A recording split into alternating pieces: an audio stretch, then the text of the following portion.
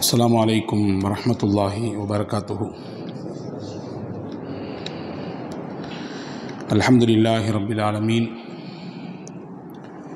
வனுஸல்லி வனுஸல்லிம் அலா ரசூலில் கரீம் வஅலா ஆலிஹி வஅஸ்ஹாபிஹி அஜ்மஈன். قال الله تعالى في محكم كلامه القديم والفرقان الحميد. أعوذ بالله من الشيطان الرجيم. بسم الله الرحمن الرحيم. لقد كان لكم في رسول الله أسوة حسنة. وقال نبينا محمد صلى الله عليه وسلم قد تركتكم على البيضاء ليلها كنهارها. صدق الله العلي العظيم. اللهم صل على سيدنا محمد وعلى آل سيدنا محمد وأنزله المقعد المقرب عندك يوم القيامة. எல்லாம் வல்ல அல்லாஹுவின் திருப்பெயர் போற்றி புகழ்ந்து அன்னலம் பெருமானார் முஹம்மது ரசூலுல்லாஹ் ஸல்லல்லாஹு அலைஹி வஸல்லம் அவர்கள் மீது ஸலாத்தையும் சலாமையும் கூறி அன்னாரை பின்பற்றி வாழ்ந்த சத்திய சஹாபாக்கள், ஷுஹதாக்கள், சாலிஹீன்கள், குறிப்பாக இந்த ஜும்மாவின் அவைக்கு வருகை தந்திருக்கிற நம் எல்லோரின் மீதும் எல்லாம் வல்ல அல்லாஹுவின் பேரருளும் பெருங்கருணையும் என்றும் நிறைவாக நின்று நிலவட்டுமாக என்ற துவாவோடு, வல்ல அல்லாஹ் நம்முடைய பாவங்களை மன்னித்து அவனுடைய திருப்பொருத்தத்திற்குரிய நன்மக்களாக நம் எல்லோரையும் எப்பொழுதும் சேர்த்துக் கொள்வானாக.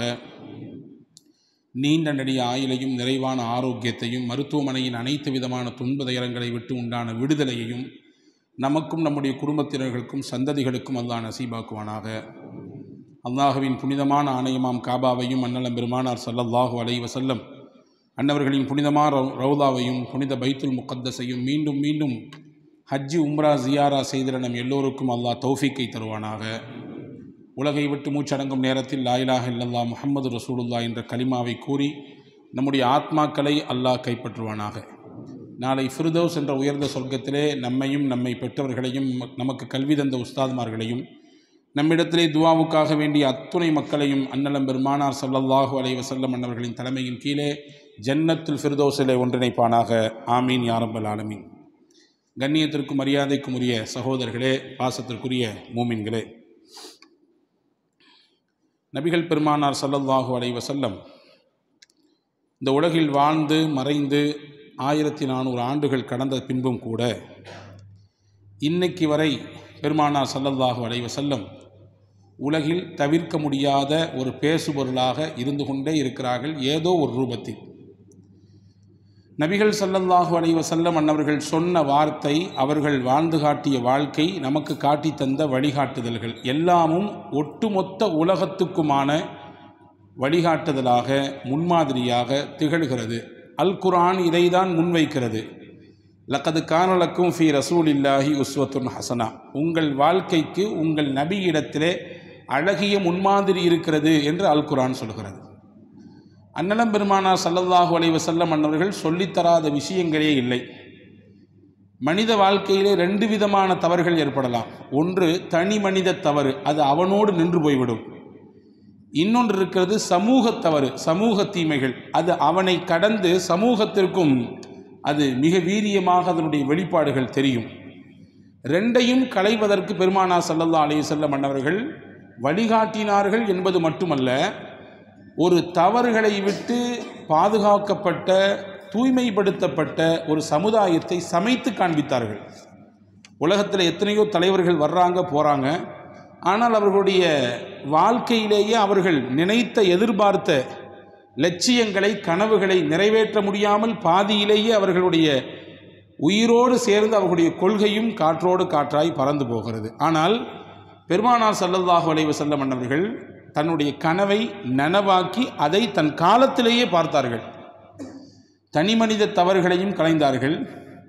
சமூக தீமைகள் என்று எதுவெல்லாம் இருக்குமோ அதையெல்லாம், ஒரு மனிதன் செய்யக்கூடிய தவறினால் சமூகத்திற்கும் பாதிப்பு, அதையும் களைந்தார்கள்.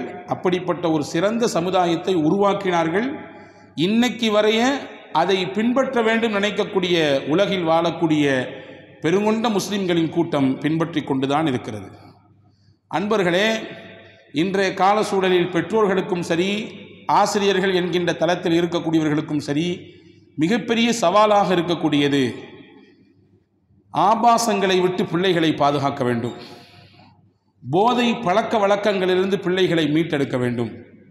தவறான சகவாசம், கூடா நட்பு கேடாய் முடியும் என்று சொல்வார்களே, அப்படியான கூடா நட்பிலே நம் பிள்ளைகள் மாட்டிக்கொண்டு தங்கள் வாழ்க்கையை சிதைத்து சின்னாபின்னப்படுத்திவிடக்கூடாது என்ற அச்சமும் பயமும் மிகுந்த எதிர்பார்ப்பும் இன்னைக்கு பெற்றோர்களுக்கும் இருக்கிறது, சுற்றி இருக்கிற ஆசிரியர் தளத்தில் சமூகத்தினுடைய உயர்ந்த பொறுப்புகளில் இருக்கக்கூடியவர்களுக்கும் இருக்கிறது. காரணம், ஒழுக்கங்களை கற்பித்து தரக்கூடிய முக்கியமான கலாசாலைகள், அதாவது கல்வியின் தளங்களில் கூட இன்று அந்த பிள்ளைகள் சீரழிந்து போவதற்குரிய சூழ்ச்சிகள் அவர்களை சுற்றி பின்னப்பட்டிருக்கிறது.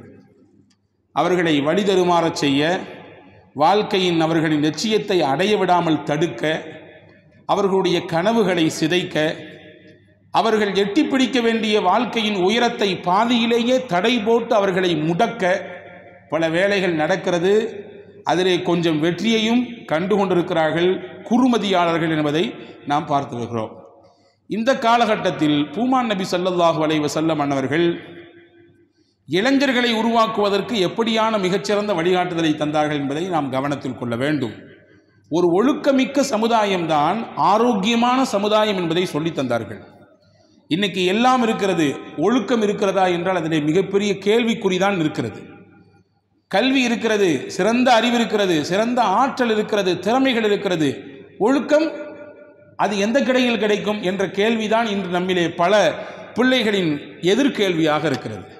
பெருமானா ஸல்லல்லாஹு அலைஹி வஸல்லம் ஒழுக்கமிக்க சமுதாயம்தான் ஆரோக்கியமான சமுதாயம் என்பது மட்டுமல்ல, ஒழுங்கீனப்பட்டு போனால் அது அவனோடு முடியக்கூடியதல்ல, அதனுடைய தீமையும் பாதிப்பும் சமூகத்திற்கும் ஏற்படும் என்பதை உணர்த்தி காண்பித்தார்கள். ஹதீஸிலே வருகிறது பாருங்கள், ஸஅலபத் இப்னு அப்துர் ரஹ்மான் என்கின்ற ஒரு வாலிப தோழர் நபி ஸல்லல்லாஹு அலைஹி வஸல்லமுக்கு ஹாதிமாக பணி விடை செய்யக்கூடியவராக இருந்தவர், ஒரு பணியாளர். ரசூலுல்லாஹ் ஒரு வேலையாக வெளியே அனுப்புகிறாங்க. அவரை வெளியே போனவர் அப்படியே போனார். அந்த காலத்திலெல்லாம் வீட்டிலே கதவெல்லாம் கிடையாது, டோர்லாம் இல்லை. ஒரு பெரிய சீலை தொங்கும், ஒரு துணி. அந்த துணி காத்திலே அங்கும் இங்கும் ஆடக்கூட செய்யத்தானே செய்யும். அப்படி போகும் பொழுது ஒரு வீட்டை கடக்கிறார். அந்த வீட்டிலே அடிக்கிற காத்திலே அந்த திரையினுடைய அந்த துணி அகலுகிறது. உள்ளே தூரத்தில் அந்த வீட்டில் இருக்கிற ஒரு பெண் குளித்து கொண்டிருக்கிறது. இவர் போனவர் அந்த வீட்டிலே விலகிய அந்த சீலையின் ஓரமாக பார்வை அந்த பெண்ணின் மீது விழுகிறது. மனம் கொஞ்சம் மயங்குகிறது. அப்படி பிரம்மை பிடித்து போய் நின்று விட்டார். கொஞ்ச நேரத்தில் ஏதோ ஒரு அச்சம், பயம் அவர் உள்ளத்திலே போட்டு குலுக்குகிறது. என்ன வேலைக்கு வந்த, என்ன வேலை பார்த்துக்கிட்டு இருக்க? உன்னை முகமது நபி எதற்கு அனுப்புனாங்க? இங்கே வந்து இந்த வேலையை பார்க்குறிய நீ? குர்ஆன் இறங்கி கொண்டிருக்கக்கூடிய காலம் அல்லவா இது? அல்லாஹ் வஹியை கொடுத்தா என்ன ஆகும் உன் கதை? ரசூலுல்லாவுக்கு அல்லாஹ் உன்னுடைய முகத்தை உரித்து காண்பித்து விட்டால் நீ என்ன செய்தாய் என்பதை குர்ஆனின் மூலமாக விளக்கிவிட்டால் என்ன காரியம் பண்ணிவிட்டாய் என்கின்ற அச்சம் அவரை தொடருகிறது. பயந்து ஓடிவிட்டார். மக்காவுக்கும் மதீனாவுக்கும் இடையிலே ஒரு பெரிய மலை குன்றுக்கு மேலே ஏறி கதறி அழுது அல்லாஹ்விடத்திலே தௌபா செய்கிறார். யா அல்லாஹ், என்னை நீ அவமானப்படுத்தி விடாதே, என்னை கேவலப்படுத்தி விடாதே. என் மனம் கொஞ்சம் தடுமாறிவிட்டது. நபி சொன்ன வேலையை செய்யாமல் நான் கொஞ்சம் மறந்து விட்டேன். எனவே நீ பிடித்து விடாதே என்று அழுதால் ஒரு நாள் இல்லை, 2 நாள் இல்லை, 40 நாட்கள். ரசூலுல்லாஹ் அனுப்புனாங்க. இந்த மாதிரி நிறைய பணிகள் இருந்தது. எனவே இவரை அனுப்பியதையும் அது திரும்பி அவர் வரவில்லை என்பதையும் நபிகள் கவனத்தில் கொள்ளவில்லை. 40 நாளைக்கு பின்னால் ஜிப்ரீல் அலைஹிஸ்ஸலாம் நபி ஸல்லல்லாஹு அலைஹி வஸல்லம் இடத்திலே வந்தார்கள். வந்தவர்கள் சொன்னார்கள், ஜிப்ரீல் அலைஹிஸ்ஸலாம், அல்லாஹ் உங்களுக்கு சலாம் சொல்லி அனுப்பினான். உங்கள் தோழர்களில் ஒருவர் இந்த குறிப்பிட்ட மலைக்கு மேலே ஏறி உட்கார்ந்து அழுது கொண்டிருக்கிறார். நரக நெருப்பிலிருந்து பாதுகாப்பு தேடிட்டு இருக்கிறாரு. என்ன ஏதுன்னு கூப்பிட்டு அவரை விசாரிங்க, அல்லாஹ் சொல்லி அனுப்புனான்னு சொன்னாங்க. ரசூலுல்லாஹி ஸல்லல்லாஹு அலைஹி வஸல்லம் 2 சஹாபாக்களை கூப்பிட்டாங்க. சையதுனா உமர் ரலியல்லாஹு அன்ஹு, சையதுனா சல்மான் ரலியல்லாஹு அன்ஹு. போய் அவரை கூட்டுவாங்கன்னாங்க. போனார்கள், தேடி பார்த்தார்கள். அங்கே விசாரித்த பொழுது அப்படி ஒருவர் இருக்கிறார் என்பதை கண்டு கொண்டார்கள். இரவின் துவக்கம் வந்தவுடன் அவர் மலையிலிருந்து கீழே இறங்கினார். அழுது கொண்டே வந்தார். வந்தவரை 2 பேரும் பிடிச்சிட்டு வாங்க, ரசூலுல்லாஹ் கூப்பிட்டாங்க. இங்கே உட்காந்து அழுதிட்டு இருந்தால் என்ன அர்த்தம்? இல்லை, என் பாவம் பெருசு, நான் எந்த முகத்தை வச்சு ரசூலுல்லாவை பார்க்குறது? என்னை அனுப்புனாங்க ஒரு வேலைக்கு, ஆனால் நான் வந்து வேறு வேலையெல்லாம் செஞ்சு விட்டேன். என்ன என்ன எண்ணத்தோடு அந்த சஹாபாக்களை பெருமானார் உருவாக்கியிருக்கிறார்கள் என்று பாருங்கள். இல்லை கரா இல்லை, உங்களை ரசூலுல்லாஹ் வர சொன்னாங்க, கூட்டி வர சொன்னாங்க, வாங்க. அப்போ ஒரே ஒரு ஆசை எனக்கு, என்னை கூட்டிகிட்டு போங்க. ஆனால் ரசூலுல்லாஹ் தொழுகை நடத்திட்டு இருக்கும்பொழுது நான் பின்னாடியோடி வந்து நிற்கணும். நேருக்கு நேராக உடனே போனவுடன் அவர்களின் முகத்தை முழுமையாக பார்ப்பதற்கு எனக்கு தைரியம் இல்லை. எனவே தொழுகை நடக்கும் பொழுது கடைசியாக என்னை கூட்டி போங்கள். சரி, கூட்டி வந்தாச்சு. மதீனாவிலே தொழுகையிலே பெருமானா ஸல்லல்லாஹு தக்பீர் கட்டுகிறார்கள். நபிகளின் கிராத்தினுடைய சப்தத்தை கேட்ட மாத்திரத்தில் நின்றவர் அப்படியே மயக்கமிட்டு கீழே விழுந்து விட்டார். தொழுகை முடிந்தது. சையதுனா சல்மான் ரலியல்லாஹு உமர் ரலியல்லாஹு ரசூலுல்லாஹ் பார்த்தாங்க. சாலபாவை எங்கே, சாலபத் இப்னு அப்துர் ரஹ்மானை எங்கே என்று கேட்டவுடன் ரசூலுல்லாஹ் சொன்னாங்க, தான் இருக்காரு, மயங்கி விழுந்து கிடக்கிறார். எங்கெங்க போனீங்க, இங்கே வாங்கன்னாங்க ரசூலுல்லாஹ். யா ரசூலுல்லாஹ், என்னுடைய பாவம் பெருசு, நான் பாவம் செஞ்சிட்டேன். சரி, பாவம் பெருசா அல்லாஹ்வுடைய திருவசனம் பெருசா? அல்லாஹ் அல் குர்ஆனில் சொல்கிறான், ரப்பனா ஆத்தினா ஃபித் துன்யா ஹஸனா வ ஃபில் ஆখিরাতি ஹஸனத்தன் வ கினா அஸாபன்னார். யார் இந்த வசனத்தை ஓதுறாங்களோ அவங்களுடைய பாவத்தை எல்லாம் அல்லாஹ் அழிக்கிறான். உலகத்திலும் யா அல்லாஹ் எனக்கு நன்மையை கொடு, ஆখিরাத்திலும் எனக்கு நன்மையை கொடு, நரகத்தின் நெருப்பை விட்டு காப்பாற்றி விடு என்ற துஆவை ஓதுகும் பொழுது அவருடைய பாவத்திற்கு அது பரிகாரமாக மாறுகிறது. இல்லை யா ரசூலுல்லாஹ், என் பாவம் பெருசு, அல்லாஹ்வுடைய வார்த்தை தான் பெருசு, நீங்கள் அதையே நினச்சி யோசித்து உங்களை நீங்களே உருக்கிக்க வேண்டாம், போங்க வீட்டுக்கு என்று அனுப்பி வைக்கிறார்கள். வீட்டுக்கு போனார். அங்கேயும் அவருக்கு இருப்பு கொள்ளவில்லை. சரியா 8 நாள் நோயாளியாக படுத்தவர் இப்பொழுது மரணப்படுக்கைக்கு வந்து விட்டார். ரசூலுல்லாவுக்கு செய்தி வந்தது, அவர் உடம்பு சரியில்லாமல் சக்கராத்தில் இருக்கிறார் நபியே என்று. நபி வேகமாக சஹாபாக்களை கூப்பிட்டு போனார்கள். போனவர்கள் அவரை தலையை தூக்கி மடியில் வைத்தார்கள். அவர் தலையை மடியிலிருந்து கீழே இறக்கி விட்டார். என்னன்னு கேட்டாங்க ரசூலுல்லாஹ். யா ரசூலுல்லாஹ், என்னுடைய தலையெல்லாம் பாவமாக இருக்கிறது, உடம்பெல்லாம் பாவமாக இருக்கிறது, நீங்கள் சொல்லாத விஷயத்தை நான் செஞ்சு விட்டேன், அதனால் அல்லாஹ் என்னை தண்டிச்சிருவான்னு பயம் இருக்குது.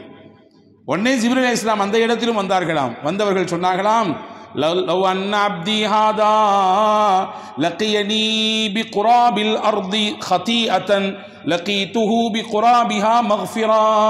இந்த அடியான் என்றால் அவர் மட்டுமல்ல, உலகத்தில் நீங்களும் நானும் அல்லாஹ்வின் அடியான் தான். உலகத்தில் பாவம் செய்து அந்த பாவத்தை நினைத்து வருந்தி கண்ணீர் விட்டு அல்லாஹ்விடத்திலே மன்னிப்பை அவர் கேட்டுவிட்டால், அவர் செய்த பாவத்தின் அளவு இந்த பூமி மொத்தமும் இருந்தாலும் சரிதான், அல்லாஹ் அவர் வருந்தியதினால் கண்ணீர் விட்டதினால் இந்த பூமி முழுக்க மன்னிப்போடு அவரை சந்திப்பான். இந்த பூமி முழுக்க அவருக்கு பாவம் இருக்கிறது, திரும்பிய இடமெல்லாம் பாவம், தவறு. அவ்வளவு தவறையும் பாவத்தையும் செய்து வருந்தி கண்ணீர் விட்டு, நான் தவறு செய்தேன், என்னை மன்னிச்சிரு ரப்பே, நீ மன்னிக்காட்டி எனக்கு வேற ஆள் இல்லை என்று உணர்ந்து விட்டால் பூமி முழுக்க மன்னிப்போடு அல்லாஹ் அவரை சந்திப்பான். இதை சொல்லி விட்டான் அல்லாஹ். அவர் சொல்லுங்கன்னாங்க. ரசூலுல்லாஹ் சொன்னாங்க. சொன்னவுடன் சாஹ சைஹத்தன், அவர் ஒரு சப்தம் போட்டார். அந்த சப்தத்தின் முடிவிலே ஷஹாதா சொல்லி அவர் இறந்தே போய்விட்டார். ஹதீஸிலே வந்திருக்கிறது, ரசூலுல்லாஹ் அவரை குளிப்பாட்டினார்கள், அவரை கஃன் செய்தார்கள், அவர்கள்தான் தொலை வைத்தார்கள். அவர்களுடைய தொழுகையிலே பங்கெடுத்து விட்டு ஜனாசா அடக்கம் செய்யக்கூடிய அந்த இடத்திற்கு ரசூலுல்லாஹ் போறாங்க. ரசூலுல்லாஹ்வினுடைய 2 பெருவிரலும் பூமியில் ஊண்டி கொண்டு ரொம்ப ஒரு கூட்ட நெரிசலில் நடந்தால் எப்படி நடப்பார்களோ அப்படி நடந்தார்கள். சஹாபாக்கள்லாம் எல்லாம் முடிஞ்ச பின்னாடி கேட்டாங்க, யா ரசூலுல்லாஹ், இவ்வளவு நீங்கள் ரொம்ப நெருக்கடியாக நடந்து வந்த மாதிரி தெரிஞ்சே, இது நாள் வரை இப்படி உங்களை பார்த்ததில்லையே என்று கேட்டபொழுது ரசூலுல்லாஹி ஸல்லல்லாஹு அலைஹி வஸல்லம் சொன்னார்கள், இந்த அடியாரின் தௌபாவை அல்லாஹ் அங்கீகரித்து விட்டான் என்பது மட்டுமல்ல, இவருடைய ஜனாசாவிலே பங்கெடுப்பதற்கு அல்லாஹ் மலக்குகளையும் அனுப்பி வைத்து விட்டான். அந்த மலக்குகளின் கூட்ட நெரிசல் தாங்க முடியாமல் தான் நான் அப்படி நடந்து போனேன் என்று பெருமானார் ஸல்லல்லாஹு அலைஹி வஸல்லம் சொன்ன செய்தியை நாம் ஹதீதுகளிலே பார்க்கிறோம். இங்கே நமக்கான செய்தி என்னவென்றால், ரசூலுல்லாஹ் ஒரு ஒழுக்கமிக்க சமுதாயத்தை உருவாக்கி காட்டதின் ஒரு புள்ளி தான் இது. இந்த மாதிரி எக்கச்சக்கமான ஆயிரக்கணக்கான நிகழ்ச்சிகள் இருக்கிறது. இப்போ ஒரு ஒழுக்கமிக்க சமுதாயம் தான் ஆரோக்கியமான சமுதாயம் என்பதை பெருமானார் ஸல்லல்லாஹு அலைஹி வஸல்லம் உருவாக்கி காண்பித்தார்கள். இதே சமூகம்தான் நபிகளின் நபித்துவத்திற்கு முன்னால் எப்படியான ஒழுங்கீனமான விஷயங்கள் எல்லாம் செய்து கொண்டிருந்தார்கள், முகம் சுளிக்க வைக்கக்கூடிய காரியங்களில் எல்லாம் ஈடுபட்டு கொண்டிருந்தார்கள் என்பதை வரலாறுகள் சொல்லத்தானே செய்கிறது. அப்படிப்பட்டவர்களை மாற்றி காண்பித்த பெருமை பெருமானாருக்கு உண்டு. எனவேதான் நபிகளை சுற்றி சுற்றி வாலிபர்கள் எப்பொழுதுமே இருப்பார்கள். தேர்ந்த வாலிபர்களை பெருமானார் புறக்கி எடுத்து அவர்களை எல்லாம் தலைவர்களாக பெருமானார் மாற்றி காண்பித்தார்கள். சையதுனா முஆத் இப்னு ஜபல் ரலியல்லாஹு தஆலா 33 வயசுல ஷஹீதானாங்க. ஆனால் முஆத் இப்னு ஜபல் ரலியல்லாஹு அன்ஹு இஸ்லாத்துக்கு அவங்க கொடுத்த அர்ப்பணிப்பு, அவர்களுடைய பங்களிப்பு மகத்தானது. சையதுனா அப்துல்லாஹ் இப்னு அப்பாஸ் ரலியல்லாஹு அன்ஹு சின்ன வயசிலேயே குர்ஆனின் ஞானமும் விளக்கமும் பெறப்பட்டவர் என்கின்ற செய்தியை சுபசோமனமாக நபியிடத்திலிருந்து பெற்றார்கள். சையதுனா அப்துல்லாஹ் இப்னு மஸ்ஊத் ரலியல்லாஹு அன்ஹு குர்ஆன் எப்படி இறங்கியதோ அப்படியே நீங்கள் படிக்க விருப்பப்பட்டார். இப்னு மஸ்ஊத் இடத்துல உட்கார்ந்து கேளுங்க, அவருக்கு தான் அப்படியான தெளிவு இருக்கிறது என்று பெருமானார் ஸல்லல்லாஹு அலைஹி வஸல்லம் சொன்னார்கள்.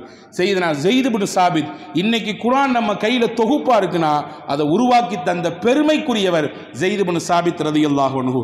சையதுனா அபூ ஹுரைரா, ஹதீஸுகள் இன்னைக்கு நமக்கு ஆயிரக்கணக்கில் கிடைத்திருக்கிறது என்றால் அதற்கு முக்கிய காரணம் சையதுனா அபூ ஹுரைரா ரலியல்லாஹு அன்ஹு. அப்துல்லாஹ் இப்னு உமர் ரலியல்லாஹு அன்ஹு. சுன்னத்துகளான ஹதீஸுகள் இன்னைக்கு நமக்கு கிடைக்கிறது. எக்கச்சக்கமான நபியினுடைய சுன்னத்துகள் இன்னைக்கு உம்மத்துல ஹயாத்தா இருக்குன்னா அதற்கு மூல காரணம் சையதுனா அப்துல்லாஹ் இப்னு உமர். நான் சொன்னதெல்லாம் ஒரு துளி. இந்த மொத்த சஹாபாக்களும் வாலிபர்கள். இவர்களை எல்லாம் நபிகள் பெருமானார் ஸல்லல்லாஹு அலைஹி வஸல்லம் அப்படியே அரவணைத்து சமூகத்திற்கு எப்படியான பங்களிப்புகளை நீங்கள் கொடுக்க வேண்டும், நீங்கள் எவ்வாறான முன்னுதாரணமான வாலிபர்களாக இருக்க வேண்டும் என்பதை காண்பித்தார்கள். அப்படியான ஒரு சமூகத்தை சமைத்து காண்பித்தார்கள். எனவே அன்பர்களே, அப்படிப்பட்ட ஒரு எண்ணத்தோடு இளைஞர்களை உருவாக்க வேண்டிய கடமை நமக்கு இருக்கிறது நாயகம் ஸல்லல்லாஹு அலைஹி வஸல்லமுடைய வழியிலே. அதே போன்றுதான் சமூகத்தில் அன்னைக்கும் புறையோடி போய் இருந்தது, இன்னைக்கும் புறையோடி போய் இருக்கிறது. இவ்வளவு நாளைக்கு பின்னாலேயும் கூட மாற்ற முடியவில்லை வட்டியின் கோர முகத்தை, இல்லையா? கந்து வெட்டி, மீட்டர் வெட்டி, அந்த வெட்டி, இந்த வெட்டி, என்னென்னலாமோ இருக்குது. அதனுடைய பாதிப்புகள் இன்னைக்கு வரை தொடரதான செய்து எத்தனை குடும்பங்கள் அதிலே மாட்டி சீரழிந்து சின்னாபின்னப்பட்டு போய் கடைசியிலே தங்களுடைய வாழ்க்கையவே முடித்துக் கொள்ளக்கூடிய சூழல் இருக்கிறது. அன்னைக்கும் இருந்தது வட்டி. அதை அப்படியே சமூக தீமை என்பதனாலே மாற்றி காண்பித்தார்கள். ரசூலுல்லாஹி ஸல்லல்லாஹு அலைஹி வஸல்லம் அவர்கள் வட்டியின் கொடுமையை மட்டும் சொல்லவில்லை, அதனால் ஏற்படக்கூடிய பாதிப்புகளை சொன்னார்கள். அதனுடைய பாதிப்பு ஒருவரோடு நிற்கக்கூடியது அல்ல, சமூகத்திற்கு பரவக்கூடியது. அதனுடைய பாதிப்பினுடைய அந்த வேரின் ஆழம் சமூகத்திலே பெரிய தாக்கத்தை ஏற்படுத்தும் என்பதனாலே அல்லாஹ் சொன்னான், அதிலிருந்து நீங்கள் தவிர்ந்து கொள்ளுங்கள், இல்லை என்றால் அல்லாஹ்விடத்திலே போர் பிரகடனம் செய்யுங்கள் என்று அல்லாஹ் சொன்னான். அல்லாஹ்விடத்திலே போருக்கு அறிவிப்பு செய்வதற்கு சமம் அதை நீங்கள் மறுபடியும் தொட்டால் என்று அல்லாஹ் வலியுறுத்தினான். ரசூலுல்லாஹி ஸல்லல்லாஹு அலைஹி வஸல்லம் அதுவெல்லாம் தடை செய்தார்கள் என்பது மட்டுமல்ல, அந்த மாற்றத்தை தன் குடும்பத்திலிருந்து துவங்கினாங்க. அப்பாஸ் ரலியல்லாஹு அன்ஹு ரசூலுல்லாஹ்வுடைய சிச்சா, அவங்க இந்த மாதிரி கொடுப்பாங்க. வட்டி ஹராமாக்கப்படுறதுக்கு முன்னாடி கடன் கொடுப்பாங்க, கொஞ்சம் வட்டிக்கு விடுவாங்க. ரசூலுல்லாஹ் அந்த வசனம் எல்லாம் இறங்கிய பிறகு சொன்னார்கள், யாரெல்லாம் அப்பாஸ் இடத்திலே கடன் வாங்கியிருக்கிறீங்களோ நீங்க வட்டியை அடைக்க வேண்டாம், முதல்ல மட்டும் அடைச்சா போதும். அந்த முதல் கூட உங்களிலே சிலருக்கு யாரையாவது அடைக்க முடியவில்லை என்றால் அதையும் நாங்கள் தள்ளுபடி செய்வதற்கு தயாராக இருக்கிறோம் என்பதை, மாற்றம் என்பது உங்களிடத்திலிருந்து வர வேண்டும் என்று எதிர்பார்ப்பதை விட என்னிடத்திலிருந்து அந்த மாற்றத்தை நான் துவங்குகிறேன், நீங்களும் இதற்கு பின்னால் அணிவகுத்து வாருங்கள் என்பதை பெருமானார் ஸல்லல்லாஹு அலைஹி வஸல்லம் உருவாக்கி காண்பித்தார்கள். இப்போ வட்டியினுடைய அந்த சமூக தீமையை பெருமானார் ஸல்லல்லாஹு அலைஹி வஸல்லம் அழித்தார்கள். அதே மாதிரி பாருங்க, இன்னைக்கு உலகத்திலே எக்கச்சக்கமான தற்கொலைகள் நடக்கிறது, இல்லையா? நீங்க எடுத்து பார்த்தீங்கன்னா டேட்டாவை, உலகத்திலேயே தற்கொலை செய்யக்கூடிய சமுதாயத்திலேயே ரொம்ப 0.0 என்ற அளவுக்கு கூட இல்லாத ஒரு சமூகம் என்றால் முஸ்லிம் சமூகம் தான். முஸ்லிம் சமூகத்திலே தற்கொலை என்பது ஆகுமாக்கப்பட்டதல்ல. இன்னைக்கு பெரும் பெரும் அறிஞர்கள் வாழ்க்கையில் விரக்தியை ஏற்பட்டு போய் கடைசியில் சூசைட்ல போய் நிற்கிறான். பெரிய பட்டதாரிகள், பெரிய நிறுவனத்தினுடைய எம்பிகளாக, பெரும் பெரும் சிஓக்களாக இருந்தவர்கள் எல்லாம் கூட வாழ்க்கையை, தன்னுடைய முடிவை தன்னுடைய கையாலேயே தேடிக்கொள்கிறார்கள். நீங்கள் சொன்னால் ஆச்சரியப்படுவீர்கள், பெரும் பெரும் சர்ஜரிகள் செய்து பல 100 உயிர்களை காப்பாற்றிய மருத்துவர்கள் தங்கள் வாழ்க்கையை கடைசியில் தற்கொலையில் போய் நிப்பாட்டிக் கொள்கிறார்கள், முடித்துக் கொள்கிறார்கள். ஆனால் முஸ்லிம் உம்மத் ஒருபொழுதும் தற்கொலை செய்யாது. தனக்கு ஏற்பட்ட இழப்பால், சோதனையினால், கஷ்டத்தினால், ஆரோக்கிய கேடினால், வாழ்க்கையில் தோர்ந்து போய்விட்ட ஏமாற்றத்தினால் தன் முடிவை ஒருபொழுதும் முஸ்லிம் உம்மத் எடுத்துக்கொள்ளாது, தன் கையிலேயா தேடிக்கொள்ளாது. காரணம் என்ன? ரசூலுல்லாஹின் ஒற்றை வார்த்தை, எவரொருவர் தற்கொலை செய்து கொள்கிறாரோ அவருக்கு நான் தொலை வைக்க மாட்டேன் என்றார்கள் பெருமானார். ஜனாசா தொழுகை என்பது ஒரு மனிதனுடைய இறுதி தொழுகை. அவருக்கு துவா செய்து அவரை நாம் வழி அனுப்பி வைக்கிறோம். உன்னுடைய இந்த உலக வாழ்க்கை முடிஞ்சிருச்சு, சிறப்பா மறுமை வாழ்க்கை துவங்க போது நல்லபடியா போயிட்டு வாயா என்று துவா செய்து அவரை வழி அனுப்பி வைக்கிறோம். அந்த இடத்தில் நபி சொன்னார்கள், தற்கொலை செய்திருந்தால் அவருக்கு நான் தொலை வைக்க வரமாட்டேன். ஹதீஸ் வந்திருக்கிறது, போகவில்லை. ஒருவருடைய ஜனாசா வருது, என்னன்னு கேட்டாங்க, தற்கொலை செஞ்சிட்டாருன்னு சொல்லப்பட்டுச்சு. நான் தொலை வைக்க மாட்டேன். நான் அதனுடைய பாரதூரத்தை, அதனுடைய அந்த பாரிய அந்த ஒரு அழுத்தமான விஷயத்தை இந்த உம்மத்துக்கு சொல்லி கொடுத்தாங்க. எனவே அன்பர்களே, அது மட்டுமல்ல, ரசூலுல்லாஹ் சொன்னார்கள், எந்த ஒரு மனிதர் எதை வைத்துக்கொண்டு தன்னுடைய வாழ்க்கையை முடிச்சுக்கிறாரோ, தற்கொலை செஞ்சுக்கிறாரோ, அது அந்த பொருளாலேயே அல்லாஹ் தஆலா அவருக்கு வேதனையை கொடுப்பான். அந்த பொருளை கொண்டே அவருக்கு வேதனை கொடுப்பான். வைத்துக் கொள்ளுங்கள், ஒரு ஆயுதம் அல்லது ஒரு கயிறு அல்லது ஒரு பாட்டில் விஷம், இதை கொண்டு தன் வாழ்க்கையை ஒருத்தர் முடிச்சிட்டார்னா அதை வச்சு தான் அவருக்கு மறுமையில முழுக்க முழுக்க வேதனை, அதை கொடுத்தே அவரை வேதனை செய்வான் என்ற அந்த எச்சரிக்கையை கொடுத்ததினாலே முஸ்லிம் உம்மத் தற்கொலையை எடுக்காது. இப்போ ரசூலுல்லாஹ் மாற்றி காண்பித்தார்கள். இதுவெல்லாம் அவரோடு அந்த தீமை முடிந்து போவதல்ல, அதனால் ஏற்படக்கூடிய பின்விளைவுகள் பெரிதும் ஆபத்தானது என்பதை உணர்த்தினார்கள். அதிலிருந்து சமூகத்தை காப்பாற்றி கொடுத்தார்கள். கொலை, எங்கே திரும்பினாலும் கொலை, கற்பழிப்புகள், இந்த மாதிரியான சம்பவங்கள் இன்னைக்கும் தொடர்ந்து கொண்டுதானே இருக்கிறது. சின்ன அற்ப காரணங்கள் தொட்டு பெண்ணம்பெரிய விஷயங்கள் வரை இன்னைக்கு சர்வ சாதாரண ஒன்றாக கொலை மாறி இருக்கிறது. ரசூலுல்லாஹி ஸல்லல்லாஹு அலைஹி வஸல்லம் உம்மத்தை எச்சரித்தார்கள், இஜ்தனிபு அல் மூபிகாத், சபஅல் மூபிகாத், 7 பெரும்பாவங்களை தவிர்த்து கொள்ளுங்கள். அந்த 7 பெரும்பாவங்களில் ஒன்று ஒரு மனிதனை, ஒரு ஆத்மாவை அநியாயமாக கொலை செய்வது. அல் குர்ஆன் சொன்னது, ஒரு அநியாயமாக ஒரு ஆத்மாவை ஒருவர் கொலை செய்தால் இந்த உலகத்தையே அழித்ததுக்கு சமம். அல்லாஹ் ஒருத்தருடைய கொலைக்கு, இறப்புக்கு ஒருத்தர் காரணமானார்னா, அநியாயமாக அந்த இறப்புக்கு இவர் காரணமாகிவிட்டால் ஒட்டுமொத்த உலகத்தையுமே அழிச்சதுக்கு சமம். அல்லாஹ் நபிகள் பெருமானா ஸல்லல்லாஹு அலைஹி வஸல்லம் ஹஜ்ஜத்துல் வதாவிலே தன்னுடைய இறுதி பேரிலே கேட்டார்கள், ஐயு பலதின் ஹாதா, இது எந்த ஊர் என்று உங்களுக்கு தெரியுமான்னு கேட்டாங்க. சஹாபாக்கள், அல்லாஹு வ ரசூலுஹு அலம். ஐயு ஷஹரிக்கும் ஹாதா, இது எந்த மாசம் தெரியுமான்னு கேட்டாங்க. அல்லாஹு வ ரசூலுஹு அலம். அடுத்து கேட்டாங்க, ஐயு யௌமிக்கும் ஹாதா, இது எந்த நாள்னு தெரியுமான்னு கேட்டாங்க. அல்லாஹு வ ரசூலுஹு அலம், அல்லாஹ்வுக்கும் ரசூலுக்கு தான் தெரியும். ரசூலுல்லாஹ் சொன்னாங்க, இது புனிதமான மக்கா நகர் இல்லையா, இது புனிதமான துல்ஹஜ் மாதம் இல்லையா, இது புனிதமான துல்ஹஜ்ஜினுடைய 9வது நாள் அரஃபாவுடைய நாள் இல்லையா? ஆமா யா ரசூலுல்லாஹ், இது மக்கா தான், இது அரஃபா தான், இது அரஃபாவுடைய நாள் தான், இது புனிதமான துல்ஹஜ் தான் சொல்லிட்டு சொன்னாங்க ரசூலுல்லாஹ், இன்ன திமாஅக்கும் வ அம்வாலக்கும் வ அஅராலக்கும் ஹராமுன் அலைக்கும் கஹுர்மதி யௌமிக்கும் ஹாதா வ ஷஹரிக்கும் ஹாதா வ பலதிக்கும் ஹாதா. உங்களிலே அநியாயமாக ஒருவரின் இரத்தத்தை ஓட்டுவது, ஒருவருடைய தன்மானத்தை உதாசீனப்படுத்துவது, சுரண்டி பார்ப்பது, ஒருவருடைய பொருளை அநியாயமாக அபகரிப்பு இருக்கிறதே, இது எந்த அளவுக்கு மோசமானது என்றால், இந்த நாளின் மீது எவ்வளவு கண்ணியம் இருக்கிறதோ, இந்த ஊருக்கு எவ்வளவு பெரிய சிறப்பு இருக்கிறதோ, இந்த மாதத்திற்கு எவ்வளவு பெரிய சிறப்பு இருக்கிறதோ, இதையெல்லாம் விட மேன்மையானது உங்கள் சகோதரரின் இரத்தம், அவனுடைய தன்மானம், அவனுடைய பொருளாதாரம், அதைவிட மேன்மையானது என்று பெருமானார் ஸல்லல்லாஹு அலைஹி வஸல்லம். உலகமே இன்னைக்கு மக்கா நகரை நோக்கி படையெடுத்து போகுது. ஏன் போது? அந்த ஊருக்கென்று ஒரு சிறப்பு இருக்கிறது, அந்த ஊரில் அல்லாஹ்வின் ஆலயம் இருக்கிறது. ரசூல் சொன்னார்கள், இந்த ஊரை விட ரொம்ப மேன்மையானது ஒருவரின் தன்மானம், ஒருவருடைய உயிர், ஒருவருடைய பொருள், இதைவிட மேன்மையானது என்பதை சொன்னார்கள். உலகத்தில் எந்த தலைவரால் இப்படி சொல்ல முடியும்? ஒரு அநியாயமாக ஒருவரின் உயிரை எடுக்கக்கூடாது என்பதை சொன்னதினாலே இன்னைக்கு வரைய முஸ்லிம் உம்மத் கொலைக்கு காரணமாக ஆகாது, கொலையும் செய்யாது, கொலைக்கு காரணமாகவும் ஆகாது. அதே போன்றுதான் பெரிய சமூக தீமைகளிலே முக்கியமானது, முதன்மையானது மதுவினுடைய கொடுமை. இன்னைக்கு வரையும் மதுவுக்கு போராடிட்டு இருக்கிறாங்களே, பூரணமான மது விலக்கு வேண்டும் என்று, இல்லையா?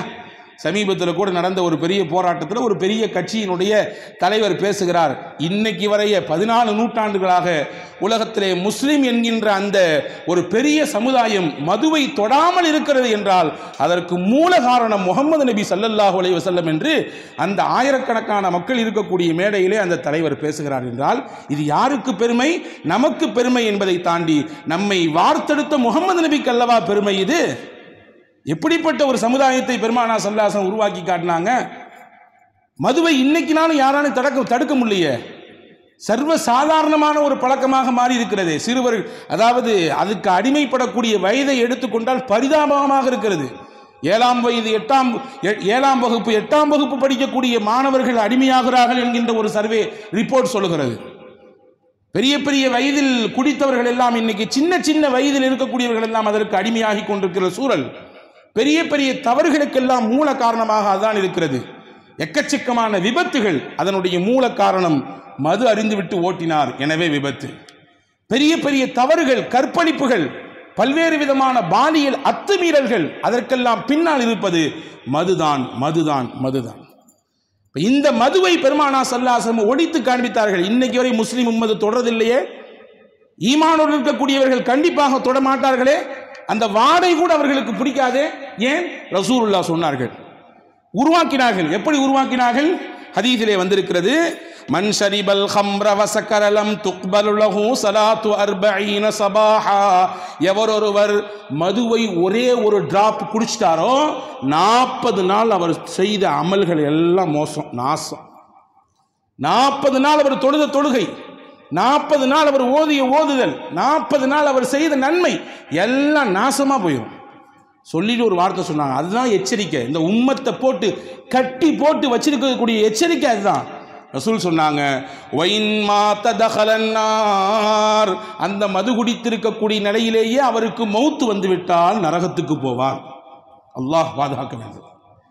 அந்த மது அவருடைய உடலில் இருக்கும் அந்த நேரத்தில் அவருக்கு மரணம் வந்து விட்டால் தகலன்னார், அவர் நரகத்திற்கு தான் செல்வார் என்றார்கள் பெருமானார் ஸல்லல்லாஹு அலைஹி வஸல்லம்.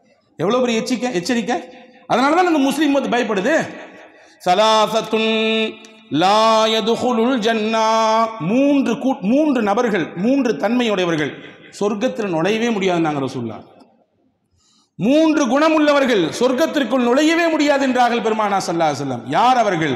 ரசூலுல்லாஹ் சொன்னாங்க, முதுமினுல் ஹம்ர், மதுவை விரும்பி அருந்தக்கூடியவர், மதுவை அதிகமாக குடிக்கக்கூடியவர். 2வது சொன்னாங்க காத்திஉர் ரஹம், சொந்தம் வேண்டான்னு வெட்டி விட்டவர், சொந்தம் வேண்டாம் என்று வெட்டி விட்டவர்.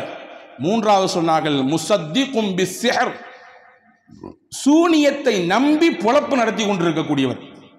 ஒருத்தருக்கு ஒருத்தர் சூனியம் வைக்கிறது, அவர் நல்லா நாசமா போனதுக்காக எண்ணி அவருக்கு எதிராக திட்டங்களை செய்தல். இந்த 3 தன்மை மிக்கவர்கள் சொர்க்கத்தில் நுழைய மாட்டார்கள் என்று பெருமானார் ஸல்லல்லாஹு அலைஹி வஸல்லம் சொன்ன ஹதீஸ் இருக்கிறது. எனவே இதுவெல்லாம் தான் முஸ்லிம் உம்மத்தை கட்டி போட்டு வைத்திருக்கிறது. விளம்பர தூதுவர்களாக கூட நாங்கள் வரமாட்டோம் என்று பிரபலங்கள் மதுவுக்கு எதிராக குடிக்கக்கூடிய கோஷம், இதிலே முகமது நபி ஸல்லல்லாஹு அலைஹி வஸல்லம் தான் வெளிப்படுகிறார்கள்.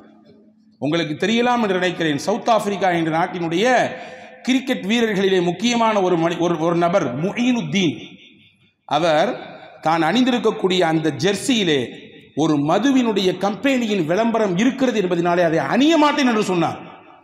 நான் அணிந்து கொண்டு நடமாடினேன் என்றால் ஏதோ ஒரு மறைமுகமாக அந்த கம்பெனிக்கு நான் ஆதரவு தருவதாக அர்த்தம். அதை பார்த்து பலர் குடிப்பார்கள், அதற்கு நான் ஒரு காரணமாக ஆகிவிடுவேன் என்பது மட்டுமல்ல, எங்கள் இறை தூதர் முகமது நபி ஸல்லல்லாஹு அலைஹி வஸல்லம் விரும்பாதது அது. நம்ம எல்லாத்துக்கும் தெரியும், விளையாட்டு என்றால் முடிந்ததற்கு பிறகு அந்த வெற்றி விழாவை கொண்டாடுவதற்கு பீரை எடுத்து அப்படியே குலுக்கி அதனுடைய நுரையை எல்லாம் பீச்சி அடித்து கொண்டு மகிழ்ச்சியை வீரர்கள் கொண்டாடுவார்கள். நாம் பார்த்திருக்கிறோம். ஆஸ்திரேலியா நாட்டிலே இருக்கக்கூடிய ஒரு முஸ்லிம் வீரர், நான் இவர்களை ஆதரிக்கிறேன் என்று நினைத்துக் கொள்ள வேண்டாம். எதற்கு நான் சொல்லுகிறேன் என்றால், ஒரு முஸ்லிமின் உள்ளத்தில் மதுவின் மீது எந்த அளவுக்கு வெறுப்பு இருக்கிறது என்பதை முகமது நபி ஸல்லல்லாஹு அலைஹி வஸல்லம் வாழ்ந்து மறைந்து 14 நூற்றாண்டுக்கு பிறகும் நிரூபித்துக் கொண்டிருக்கிறார்கள் என்பதற்கு சொல்லுகிறேன். அந்த வீரரின் பெயர் உஸ்மான் ஹவாஜா. அந்த எல்லா வீரர்களும் நிற்கிறாங்க, 10-15 பேர். வெற்றி கோப்பையெல்லாம் கொடுத்தாச்சு. கொடுத்ததுக்கு பின்னாடி அந்த பீரை வச்சு செலிப்ரேஷன் பண்ண போகிறாங்க. அவர் இருக்கிறார்ன்றதுக்காக வேண்டி அந்த வீரர்கள், மற்ற வீரர்கள் எல்லாம் கொஞ்சம் மௌனமாக இருக்கிறாங்க. அவர் எந்திரிச்சு தன்னுடைய இன்னொரு முஸ்லீம் வீரரை கூப்பிட்டு கொண்டு அந்த குழுவிலிருந்து வெளியே போகிறார். அதற்கு பிறகு இங்கு கொண்டாட்டம் துவங்குகிறது. கொண்டாட்டம் தான், மகிழ்ச்சி தான், வெற்றியின் உச்சகட்டமான நிலைதான். இந்த நிலையிலும் கூட என் மார்க்கம் கொடுத்த அந்த கோட்டை மீறி நான் வரமாட்டேன் என்பதன் மீது முஸ்லீம் உம்மத் நிலையாக நிற்கிறது என்றால் இதற்கு யார் காரணம்? முகமது நபி ஸல்லல்லாஹு அலைஹி வஸல்லம் தான் காரணம். எனவேதான் இன்னைக்கு வரையும் நாம் அவர்களுக்கு கடமைப்பட்டிருக்கிறோம். ஒரு ஒப்பற்ற சமூகத்தை சமைத்து காண்பித்தார்கள் என்பது மட்டுமல்ல, சமூக தீமைகள் எதுவோ அதையெல்லாம் கலைந்து வேறெடுத்து ஒரு புனிதமிக்க பரிசுத்தமான சமுதாயத்தை இந்த உலகத்திற்கு உருவாக்கி தந்த பெருமை முஹம்மதுன் ஸல்லல்லாஹு அலைஹி வஸல்லம் அவர்களை சாரும். அனஸ் ரலியல்லாஹு சொல்றாங்க, மது தடை செய்யப்பட்டு விட்டது என்கின்ற வசனம் இறங்குச்சு. ஆனால் வீட்டில் நிறைய பேர் குடிச்சிட்டு இருக்காங்க, மடாமடவாக குடித்தாங்க. இன்னைக்கு என்ன குடிகாரர்கள்! இதை விட அரபுகள் அவர்களுக்கு ரொம்ப பெரிய கஷ்டம் என்னன்னா, மது இல்லாமல் வாழவே முடியாது, மூச்சே விட முடியாது. அந்த அளவுக்கு இரண்டரை கலந்தவர்கள். அனஸ் ரலியல்லாஹுடைய அறிவிப்பு ஹதீஸிலே வந்திருக்கிறது. ஹஜ்ரத் சையதுனா அபூ தல்ஹா, சையதுனா அபூ அய்யூப் ரலியல்லாஹு அன்ஹு, இன்னும் சில சஹாபாக்கள் சேர்ந்து ஒரு வீட்டில் உட்கார்ந்து பார்ட்டி, அங்கே மதுதான் பரிமாறப்பட்டு கொண்டிருக்குது. ஒருத்தர் வந்தார் அந்த வழியாட்டு, அல் பலகக்குமுல் ஹபர், ஏதாவது செய்தி உங்களுக்கு கிடைச்சதா அப்படின்னு கேட்டார் வந்தவர். என்ன ஹபர், என்ன செய்தி? இன்னும் எதுவும் கிடைக்கலையே. இப்போ வந்தவர் சொன்னார், ஹுர்ரிமத்தில் ஹம்ர், அல்லாஹ் ஹராமாக்கி விட்டான் மதுவை என்று சொன்ன மாத்திரத்திலேயே, இந்த வார்த்தை மட்டும் தான் சொன்னார், வேற எதுவும் சொல்ல. அல்லாஹ் குர்ஆனின் வழியாக மதுவை தடை செய்து விட்டான், ஹராமாக்கி விட்டான். இந்த வார்த்தையை கேட்ட உடனே அந்த வீட்டினுடைய உரிமையாளர் சொன்னாராம், அனஸ் ரலியல்லாஹு இடத்திலே பேரல் பேரலாக வைத்து மூடி வைக்கப்பட்டிருந்த அந்த மதுவினுடைய டின்னுகள் எல்லாம் கவிழ்த்து விடுங்கள், இஹ்ரிகு, அதை மொத்தத்தையும் கவுத்து விடுங்கன்னாங்க. கவுத்து விட்டாங்கன்ற மட்டும் செய்தி இல்லைங்க, அதோட முடியலை. பொதுவாகவே தப்பு செய்யக்கூடிய சிலர் நினைப்பதுண்டு, இனிமே இதை நம்ம தொடவே கூடாது, வாழ்க்கையில் இனிமே இந்த முசீபத்தை கையில் எடுத்துடவே கூடாது. மறுநாள் பார்த்தா அந்த முதல் ஆளாக அவன் தான் போய் நிற்பான் முன்னாடி, இல்லையா? ஹதீஸிலே வந்திருக்கிறது, அந்த சஹாபாக்கள் ஒருவர் கூட இந்த தடை செய்யப்பட்டதற்கு பிறகு ஒரு நாள் கூட கொஞ்சோண்டு குடிச்சுக்கலாமா நினைப்பு கூட வந்ததில்லை, குடிக்கவில்லை. அப்படி என்றால் இந்த மகத்தான மாற்றத்தை யார் ஏற்படுத்தி கொடுத்தது? ரசூலுல்லாஹி ஸல்லல்லாஹு அலைஹி வஸல்லம். வைத்திருந்த பாத்திரங்கள், அந்த மது வைத்திருந்த பாத்திரங்களை எல்லாம் கழுகுனாங்களாம், மண்ணை போட்டு கழுகுனாங்களாம். சில பேர் சஹாபாக்கள் அந்த மொத்த பாத்திரத்தையும் உடைத்து தூள் தூளாக நொறுக்கி விட்டாங்களாம். அது இருந்தால் கூட நமக்கு அந்த சிந்தனை ஏற்பட்டு விடலாம் என்ற அக்கறை, அந்த எண்ணம் அவர்களை அப்படி செய்ய வைத்தது என்ற வரலாற்றில் எழுதுகிறாங்க. எனவே சமூக தீமைகளை களைந்த ஒரு மகத்தான மாமனிதராக முஹம்மது நபி ஸல்லல்லாஹு அலைஹி வஸல்லம் இருக்கிறார்கள். எனவே தான் நான் ஆரம்பத்தில் சொன்னேன், தனி மனிதனுடைய தீமைகளையும் தவறுகளையும் பெருமானார் மாற்றி காண்பித்திருக்கிறார்கள். பொய் சொல்லக்கூடாது, புறம் பேசக்கூடாது, சொந்தங்களை அரவணைக்க வேண்டும், வெட்டிவிடக்கூடாது, நீதமாக இருக்க வேண்டும், ஹலாலை மட்டுமே உண்ண வேண்டும், ஹராம்களை தொடக்கூடாது. இப்படி தனிப்பட்ட வாழ்க்கையில் இருக்கக்கூடிய விஷயங்களை சொல்லிக் கொடுத்த நபிகள் சமூகத்திலே ஏற்படக்கூடிய தீமைகள், ஒரு மனிதன் செய்வதால் ஏற்படக்கூடிய சமூக தீமைகள் என்ன, அதையும் எப்படி களைந்து உங்களை நீங்கள் தூய்மையானவர்களாக வைத்துக் கொள்ள வேண்டும் என்பதை பெருமானார் ஸல்லல்லாஹு அலைஹி வஸல்லம் அழகாக வாழ்ந்து காண்பித்து நமக்கு வழிகாட்டியிருக்கிறார்கள். அந்த ஒப்பற்ற இறை தூதர் முஹம்மது ஸல்லல்லாஹு அலைஹி வஸல்லம் அவர்களுக்கு வாழ்நாள் முழுக்க நாம் கடமைப்பட்டிருக்கிறோம். அவர்களை நினைத்து அவர்கள் மீது ஸலவாத்தை சொல்லி அவர்கள் மீது பிரியத்தோடு வாழ்ந்து அவர்கள் காட்டிய வழியிலே நிலைத்தின்று வாழக்கூடிய தௌஃபீக்கை உங்களுக்கும் எனக்கும் எல்லா மக்களுக்கும் வல்ல அல்லாஹ் வழங்கி அருள் புரிவானாக.